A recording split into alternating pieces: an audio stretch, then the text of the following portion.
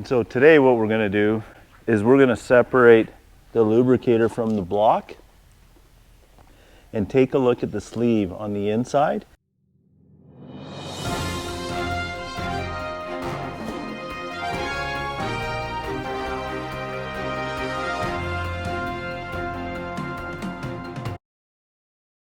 So essentially, we're going to unscrew our bow and cap. And you can see, you can stay quite, that's fine, yeah. You can stay away from it. You can do this all with one hand if you want. Then we'll lift it up and push it out of the way.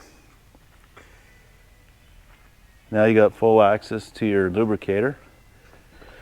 So we got the crane. This is the same crane that we used on the extension, but there is, over here you can see there's a mount that goes right onto the block, and every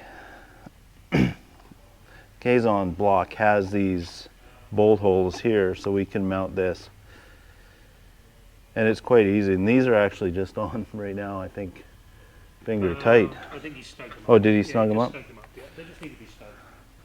Okay. So we'll put this in. Yeah, we didn't reel it all back in when we... It's okay. Oh, really. So on the crane, you can see here, there's a worm gear.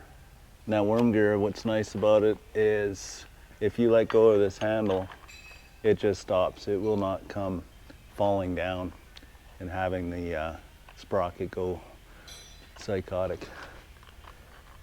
But it is slow. The faster way, just grab this impact.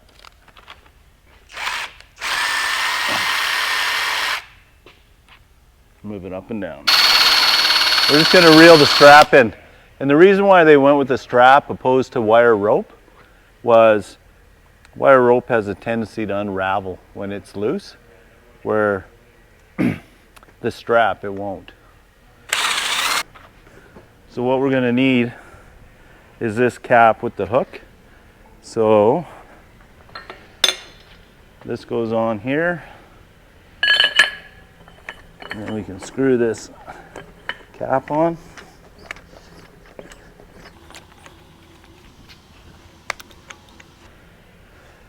All right, so now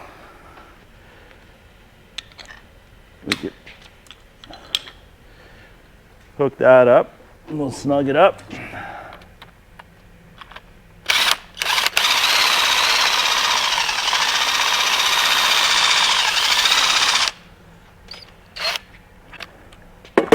Okay, so in order to separate the lubricator from the block, we're going to have to undo these.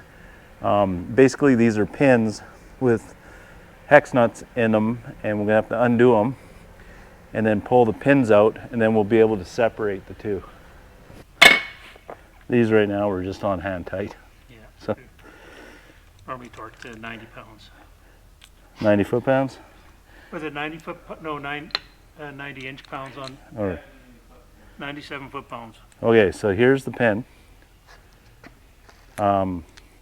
You can see with the hex bolts, the new design though, they got rid of the hex bolts, and what we're running with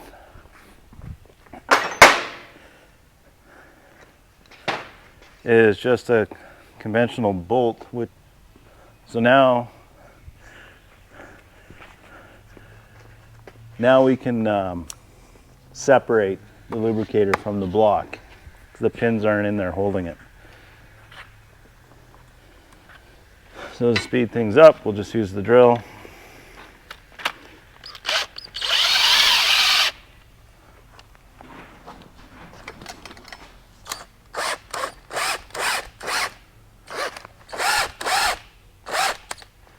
You can see it separating there now.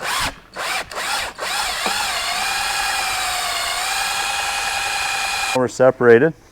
And you can see there's two O-rings here. So that's the one thing you'll want to inspect to make sure the O-rings are okay and everything's well lubricated. What kind of grease do we put on here? Lithium grease, the same grease we put on these caps. Okay. Those threads, same thing. And then there's this little, it's almost like a dust cover, right? This goes up and down. Yeah, it's just Okay, so in here you can see, here's your sleeve, and this is what it looks like on the inside of these, the radial flow blocks. Now here, you can see on the top, it says free cycle mode. So if we're free cycling a plunger, if this is on the top, this is how we would set it in. We have here conventional. Generally the pattern going the opposite way works better for a conventional. And it has more flow area out of the bottom. Yeah, like Clint said, it's got more flow area out of the bottom. So you can see right there, it just sits right in there. That's all you got to do. It's really easy to get access to this and inspect this lubricator.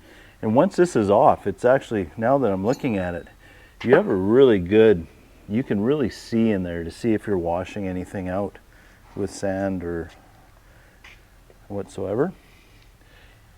And the only thing really we need is this crane to be able to get this job done. So we'll put this back in.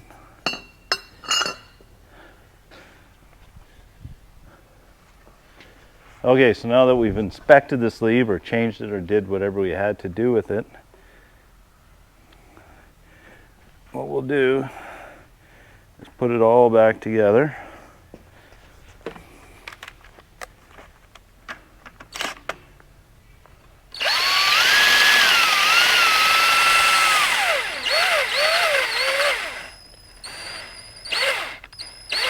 Now, how do you know when you're in alignment for the pins?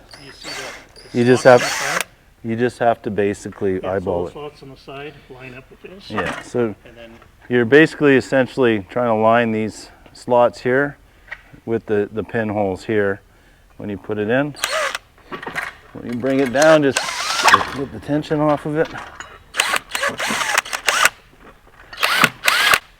now you're down to where the O-rings are. Yeah.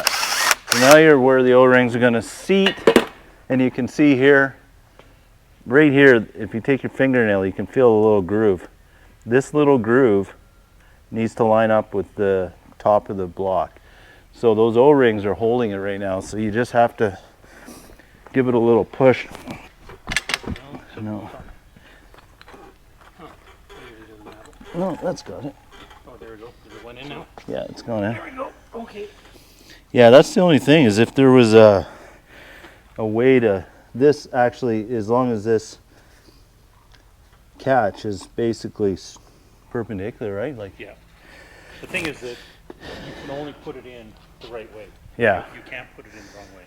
Anyways, you can see it moves quite easily once it's in there. And so then you got to get your pins.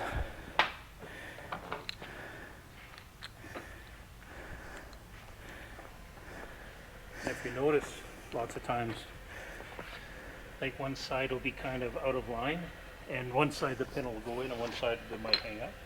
And if it hangs up, So you can see it's not going in right there, but you can, there. Now, does it matter which way the pins go in? nope, doesn't matter. There's no right or wrong way on the direction of the pins. Okay. So the pin goes in there. So they both went in really easy.